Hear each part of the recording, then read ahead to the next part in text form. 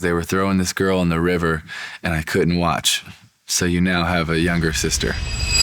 Every time I've truly been convicted of something, it's because God touched my heart and opened my eyes to something. Whether it was when my dad came home from the Philippines and he said, "We're starting an orphanage." And I said, "Why?" And he said, "Because they were throwing this girl in the river and I couldn't watch."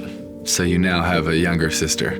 Whether I was 15 and I met Sherwin with his feet on backwards and everybody looked at him as cursed, and I knew I wanted to fight for people with special needs. And then the first time my dad called me to tell me that he had just purchased girls. And I was like, "What do you mean?"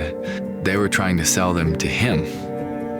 Well, he didn't want to say no, and then they sell them to the next guy behind him, and then the girls are passed on to passed on to passed on.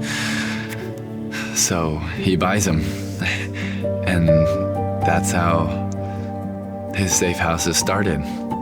And then several years later, I've had the chance to go into multiple places, into multiple safe homes in which, because of our donor family, we've been able to build and take care of many girls and to support them and give them a family that loves them truly and shares the good news of the gospel with them. Because a lot of places we go are very underprivileged, where kids don't have the same opportunities.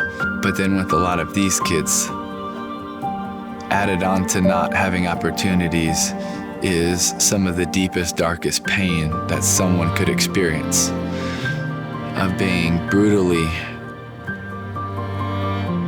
traumatized sexually over and over and over again, and then sold, and then being done over and over and over again. And then unfortunately, a lot of times looking back and finding out that the first person to sell you was your mom or your dad. And then them always thinking the whole time, why would they not want me? What did I do? So not only is there darkness and there's hurt and there's evil, but there's also a huge sense of abandonment. I was never good in the first place. Where do you even start with the restoration? Where do you even start with the relationship?